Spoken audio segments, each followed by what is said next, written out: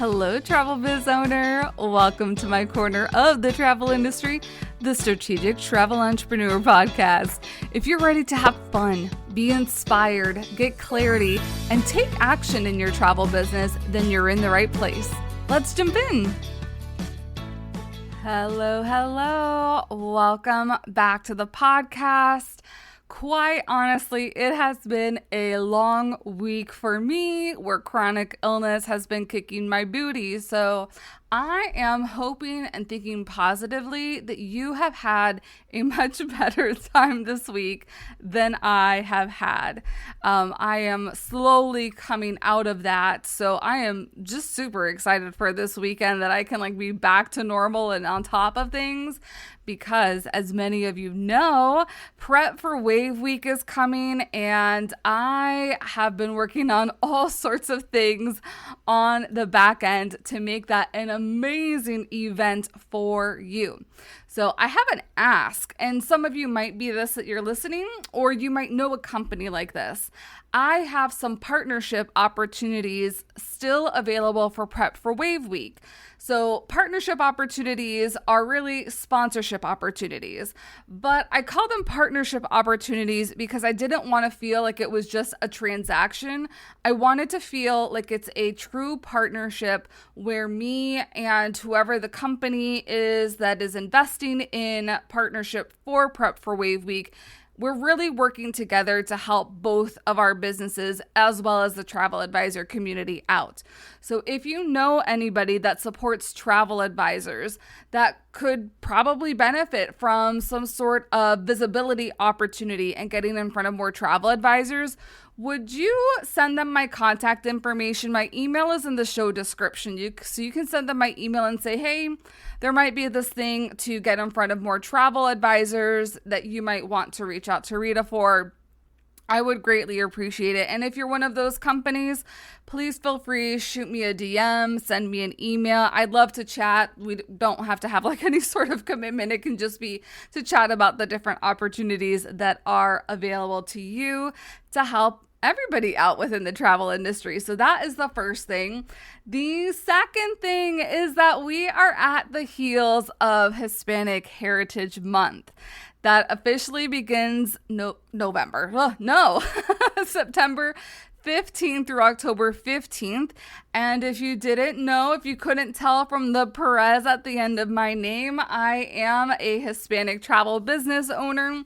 I'm born and raised here in Orlando, Florida, but my roots are from Puerto Rico. So huge congrats to everybody in the Facebook group that got it right. My family heritage is from Puerto Rico, which makes me think I need to make another trip to Puerto Rico because it has been quite some time since I've been back on the island. I mentioned this too because last year, to celebrate Hispanic Heritage Month, I had some leaders from the travel industry community come and talk with me on the Hispanics in Travel audio series. So if you're interested in tuning into that, it is simply $9. You can listen not only to family heritage, there's been lots of obstacles that have happened, or not even you can hear stories of obstacles that these leaders had to overcome both in their personal lives and their careers, but the interviews are just so colorful that you get to know about Cuban heritage, Peruvian heritage, Puerto Rican heritage, and Mexican heritage. So highly recommend you tune into that if you're wanting something a little bit fun and light to listen to on your podcast player. You're going to hear from Janet Bava of Windstar Cruises, Lionel Garcia of MSC Cruises, Vanessa McGovern of Gifted Travel Network, Adolfo Perez of Carnival Cruise Line. No relation there. I mean, who knows? But no relation that I know of. Alex Pinello from Ama Waterways, Michelle Rodriguez Suarez of Riverside Cruises, and then Daniel Santiago of Regal Wings and Covelli Travel. So if you know some of these names and you're like, oh, I want to get a little bit of insight into how they were raised, because I know I feel like there's so many funny stories within there. And especially listening to Vanessa, who has a background, her background is Peru.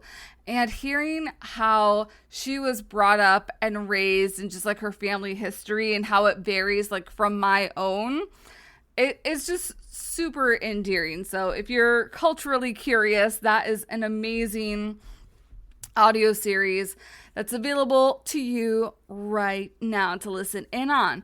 But let's get on to today's topic, which is social media / marketing-ish / kind of my hot takes on this article that I had found. So huge thanks to Jen Lee of Vacation Planners for sharing this. I thought it was super insightful, and I would love to know kind of like the behind the scenes of this article. So the article is named "Social Media is the Top Marketing Channel for Travel Agents." And I'm kind of like waiting to hear what you think. So I would love to know your thoughts. As always, you can shoot me a text so I can tune in to what's going on in your brain right now as I say that. Because I mean, there's a lot of stuff that you can do on social media, but what I see traditional social media, it's not that great in our industry. So, and I feel like this might be the top marketing channel depending on the demographics. So that's why I was like, I wish they had produced more results about like who was surveyed for this, for the information on here. But let's grab into some of the breakdown of this article. So it says travel advisors use social media as a way to market their services, and nearly 40% say content marketing plays a large role in their overall strategy. Now, my take on content marketing is that content marketing is not necessarily all social media, because you know me, I like talking about macro content. Macro content can be blog posts, YouTube videos, which I feel some people think YouTube is social media. I feel like it's more of a search engine because you don't, at least like myself, I don't go on YouTube to mindlessly scroll. Like, there's a question to an answer that I need to figure out, or there's somebody that I follow that I would like to see like what their newest video is. That's why I go onto YouTube. And then of course, podcasting is another huge way to create content. And then from that macro content, you can create smaller bite-sized content into social media content, which now that is where I would see where a majority of people are really utilizing this. So it was a survey of nearly 200 advisors, part of Travel Age West Need to Know research series. According to the report, nearly 3/4, so 71% of respondents say social media is their top marketing method, followed by email campaigns coming in a distant second, which so 71% said social media and only 19% said email campaigns, which is also shocking to me, because if you're going to be using social media, then you should also be using some sort of email marketing to get people off the social media platform and on your email list. So I'd be interested like to know a little bit of a breakdown, because if we're talking about like a really targeted and strategic social media approach, you make a social media post, somebody starts to follow you, they follow your journey, they like what you have to say, they want to learn more about the services that you offer. They're typically going to go to your link in bio to find that out. Sometimes your link in bio is going to have a link to a discovery call. So that's, I feel like if we're being intentional with social media, you've got to have that other part set up. Like, surely, yes, you can send DMs, direct messages back and forth, but if you're not doing social media with having that other part of the funnel set up, I feel like you have half of the strategy really set up, because again, social media, you can keep the platform.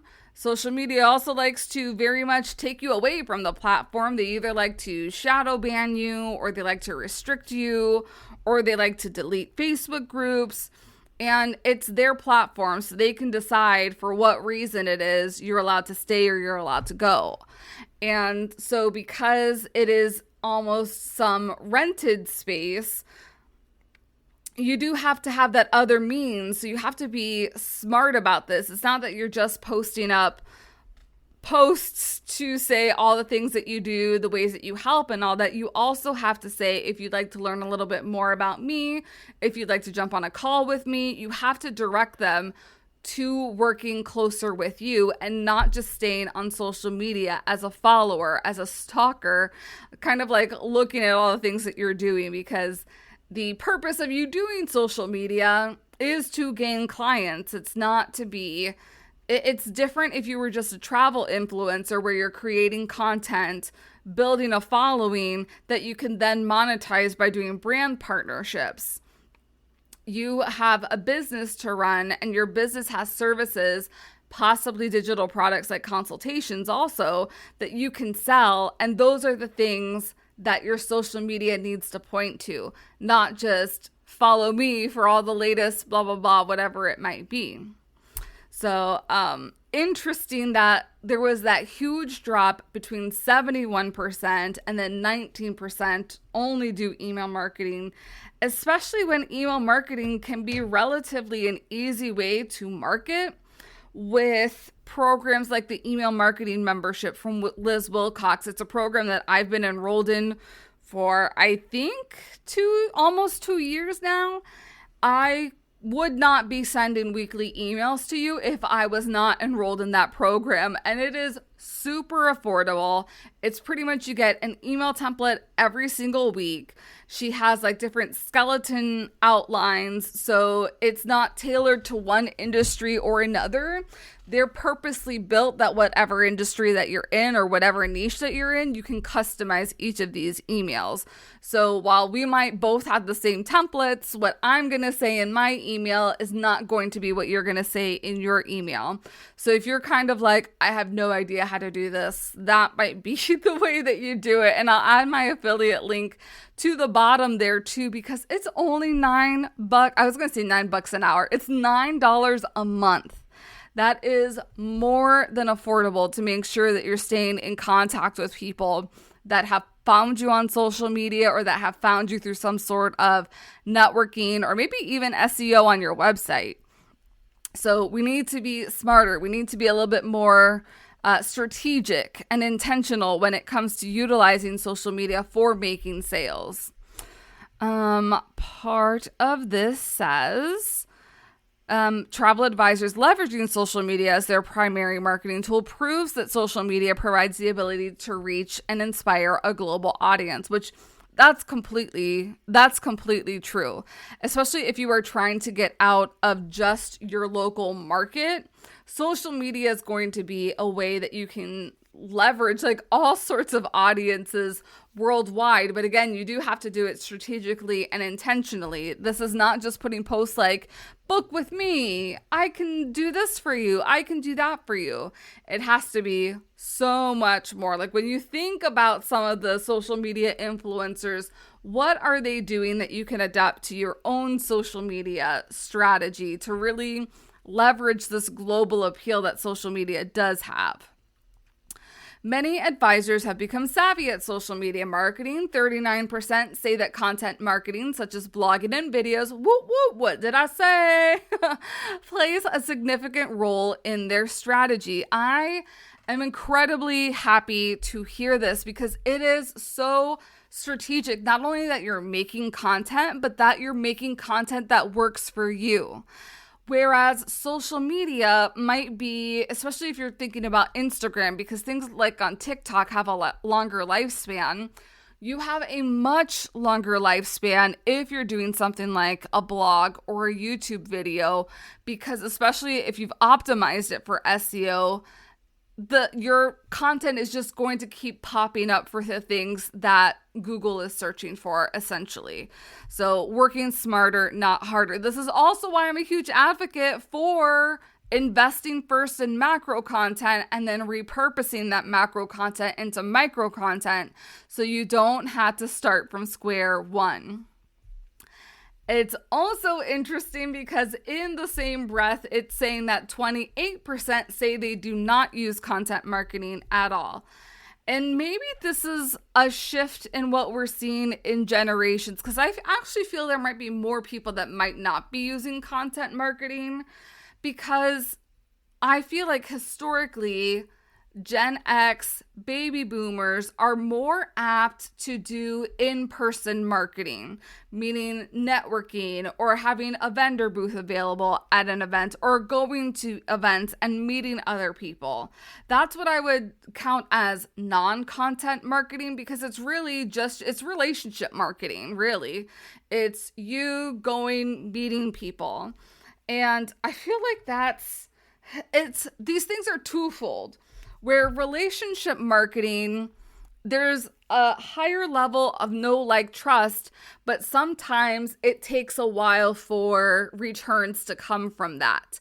I feel like social media can be similar, but let's say somebody is sharing your post, I feel like then the conversion can happen at a less rate because somebody essentially has referred you on social media. So there's a catch-22 where I might have a networking event that's happening next week, so now I have to wait a week to make those partnerships and all that. But on social media, I can just make a post and automatically be available to people. So you have to pretty much pick your poison and decide what is going to work a little bit better for you. I have been very interested to see, once we see like more, I don't even want to say millennials, because I feel like millennials like myself are kind of getting out there. We're still a little bit guarded and we like being behind our screens and all that, but not as much as Gen Z. One of my Facebook friends, he's a Rotary member with me, just posted something about how he went to the post office to mail something, and someone from Gen Z had to go up to the counter and ask the person how to address an envelope, how to put a stamp, like where his address goes and where the outgoing address goes. And I'm like, it's these basic life things that is kind of being lost. And I don't want to put emphasis on that negative portion, I guess. What I would rather put emphasis on is there's clear generational differences, and how people do things is different. Like this is a problem, and this is something that we have to be attuned to. If the next generation coming in does not do things a certain way, then how do we adapt? And that's why I think it's important to still have social media at the forefront of some of our marketing strategy, because the people that are being growing, being raised right now, everything they know is digital. Like, I think of a printer that I have here I don't know, do people even like print as much stuff? Like, we have e-readers and things like that. There's just so many things the new generation has no idea about, like cassette recorders. And when I was growing up, if I wanted to save a song from the radio, that you had to like time it out exactly perfectly in order to be able to record it on a blank cassette if you had that. And then eventually we got into like CDs and being able to like create our own CDs and all that. They don't even use any of this stuff now. Everything is streamed, which is a little sad, especially like when I think about all my special DVD players. People, I don't think, really buy too many DVDs now because it's a little bit outdated. So it's important to note the differences in what's coming so that you can be ahead of the game, not behind the game. And I come back to like networking and relationship marketing because that's such an incredible way to meet people and build relationships. But I worry if the next generation is so much more tech first, are things like networking events and community events going to go away? And so it's an interesting conversation. I would love to hear your thoughts on that? Like, do you think that's something in 10, 15 years that might be obsolete? I hope that it is not something that would be obsolete, because that's the most old-fashioned way of doing business, is meeting people. But who knows? There are so many different ways to meet people, and I have met so many people because of social media, specifically LinkedIn, and connected with them and have been able to collaborate with them. So I guess it's certain platforms too that you have to like really aim for when you're talking about being successful on social media. One of the most surprising numbers to me from here was that most advisors, 53%, do not utilize any partnerships or collaborations with suppliers or influencers. If you are not collaborating, you are missing a huge opportunity. And I feel like if you look at the past and kind of like how I've grown my own business, you know that a lot of this business growth is because of the partnerships and collaborations that I have had. Granted, this is not a travel agency that I'm running at the forefront. It is more education, more mentorship, so it's a little bit different. But when I was travel agency first, that was something that was still top of mind. I was going to say COVID derailed one of my best ideas, which was doing a group cruise for people with a certain restrictive diet. And how that came to be is that I know there was an event for people in this community. I reached out to the person that ran the event and said, hey, I had this idea that might be super beneficial for people in this community. I would love to chat with you about it. Is that something that you would be open to? And bada boom, bada bing, things got started. But again, COVID derailed things. So it didn't go quite as well as what I had planned. But there would be no way that I would have gotten anywhere near I did with that group had I not partnered with the right person. And not necessarily saying that you need to partner up with an influencer that has hundreds of thousands of followers, but you do need to partner up with people of influence, people that have communities, whatever it might be. I know like knitting and crafting groups are a huge thing within the industry. One of my travel advisor friends recently sold, not sold, but helped somebody out with a similar type cruise. And they just had so much fun and were able to finish a complete quilt. And that was the whole point of them going. And she was so excited to go on the next quilting cruise. You're going to hear from some of the people who planned the Taylor Swift themed cruise in prep for Wave Week. That is a huge sort of like partnership and collaboration. While this is not in collaboration with Taylor Swift herself, they partnered with an amazing supplier. They have partnered with amazing media outlets to get all of the information out that they were able to sell out that cruise. So it's not even necessarily that you need some sort of Pied Piper. It's who in your back pocket. And this is why networking is so important, and not just networking for clients, but networking for referral partners and networking for people that do different things, because you never know where you're going to be able to leverage a connection that you have with somebody in multiple different facets, because it could be a client, it could be a referral partner, it could be utilizing even their own services. You just never know where it's going to take you. But if you are not well connected, if you do not have a network, none of this is possible. So you have to get out there. You have to have this passion of curiosity, being curious about what other people do for a living or what other people do in their businesses, and listening to kind of like keywords to see like how can you leverage that within your own business.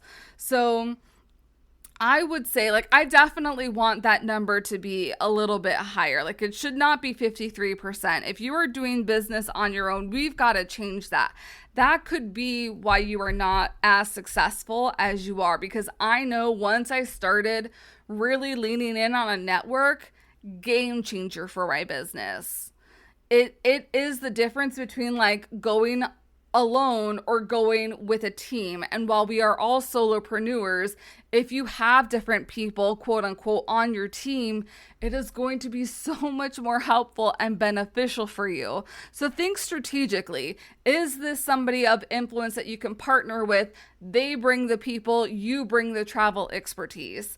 Is this somebody who can maybe elevate your visibility within the media so that whatever idea it is that you have reaches the masses instead of just your own local network? Reach out even to your supplier partners.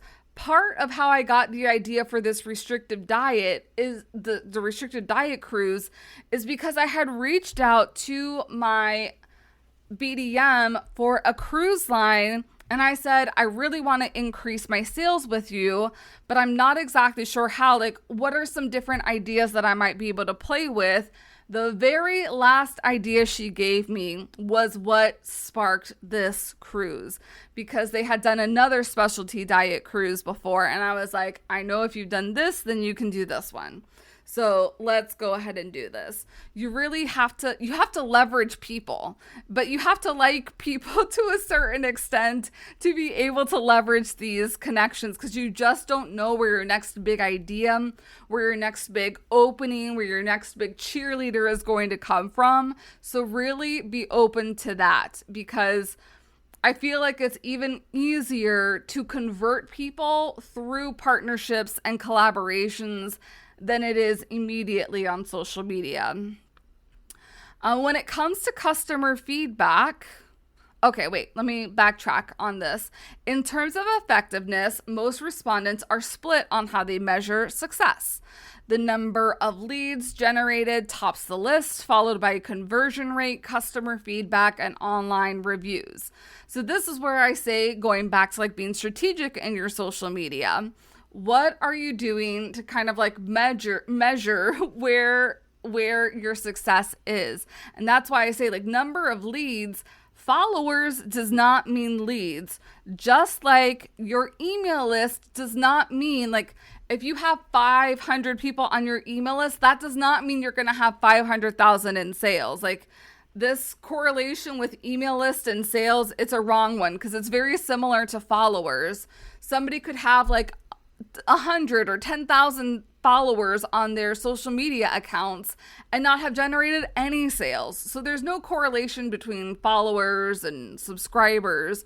What you have, what's an advantage, especially when you do have email subscribers, is you have a warmer audience because they have opted into you. So, and that's where being strategic on social media helps, because you got to get them off of just scrolling and into your world a little bit more intimately through the email list. When it comes to customer feedback in particular, most advisors, 57%, say they use a three-prong strategy. Incorporating the feedback into your website or promotional materials, that's awesome. Sharing it on social media, that's awesome. And using it in advertising campaigns.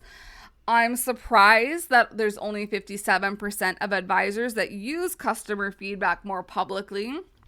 Now, I say that also to let you know there are some legalities when it comes to using people's feedback. You do have to have people's permission in order to use their feedback as for marketing purposes. So that is going to be, I feel, more of a Tom Carpenter question. So I would defer to him if you have any questions on that. But I highly recommend you being able to use not only customer feedback for marketing purposes, but also to really tweak in your messaging, tweak in the offers that you have within your travel business. Advisors say they tailor their marketing approach by offering specialized promotions, 25%, customized social media ads, 24%, segmenting email lists, 13%, or some combination of all the above, 39%.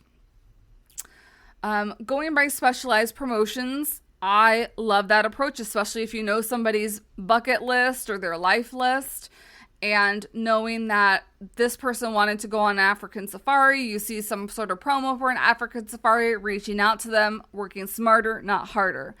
Customizing social media ads.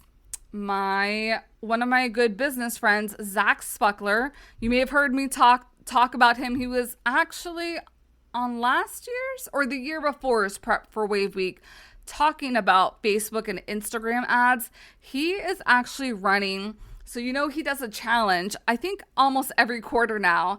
So he runs this challenge to help you set up your first or your next Facebook ads. And I believe that is happening soon. Hold the phone just a minute for me, because I know that I have seen some emails about it, and I want to make sure that I don't mess up the dates, because I feel like it's the week of the 23rd. Hold on. Okay. September 2024. Okay, give me the dates. The people want to know the dates. Yep, September 23rd through the 27th. It is just $25 to get your booty in this Facebook and Instagram ads boot camp. I'll go ahead and I'll add my affiliate link if you're interested in that. If I wasn't on vacation that week, I would definitely be signing up for that boot camp, because it is always a valuable asset to be able to learn about Facebook ads, especially as we're going into festive season. I will link up the interview that I did have for him, because he had some very strategic thoughts about like when you should be putting in money, because there's different times of the year for ads where they cost more money than other times. And especially when we're talking about Black Friday, everybody and their mama is running ads, which means ads are going to be super expensive. The cost to acquire a lead is going to be much more expensive than maybe the week after Black Friday. So I'll link that up so you can look, and then I'll also link it up if you're interested in joining the boot camp with him. But I feel like ads is something that everybody can test and try. That can be like adding somebody to your email list or having them follow you on social media. There's a couple different call to actions that you can have when you're using customized social media ads. Segmenting email list. I'm interested that number is so low, and I'm probably sure it's because maybe not a lot of people are utilizing email marketing. So if only 19% of people are utilizing email marketing, then 13% segmenting email lists kind of tracks. And then segmenting email lists, if that's kind of like a new term for you, it's really making sure that you have different tags or groups set up within your email marketing platform. You're going to have to check with your own, because they all call it something a little bit different, where you can say like, these certain people are interested in Africa. These certain people are only interested in cruises. These certain people are interested in river cruises. You can be so mindful, especially when you're thinking about doing master classes or webinars, like educational programs to teach people about certain things about your travel business. You can mark everybody that has signed up for that webinar as interested in whatever that webinar's topic is. So whenever you do have a promotion that has to do with that thing that you talked about, you already have a targeted list of people who are interested in that subject that you can immediately email out and be like, hey, there's this promotion. You attended the webinar, so I think this would be a perfect fit for you if this is something that is up your alley right now. So this helps you work more intuitively instead of working like, oh my gosh, how am I supposed to figure everything out? You're just one step above. One of the other stats. This was another stat that like caught me off guard. I think it hurt me as somebody that does talk a lot and teach a lot about marketing and helped like dispel some of the marketing myths. Nearly 2/3 of advisors, 64%, feel there should be more resources dedicated to teaching advisors about marketing. So I already asked in my Facebook group, lots of thoughts. We got loaded thoughts. So I'm not going to talk too much about this, but I would love to know your thoughts. So go ahead, go to your show description, press that button, send Rita your thoughts, because I would love to know, do you feel like there should be more resources teaching you about marketing? I feel like there's enough, because like my perspective, so this is like where my personal blinders are on, because this is something that I do and I assist with, because I offer so much support with all my different resources. And if you don't know what my resources are, you can head over to strategictravelentrepreneur.com/everything, and you can see everything that I offer.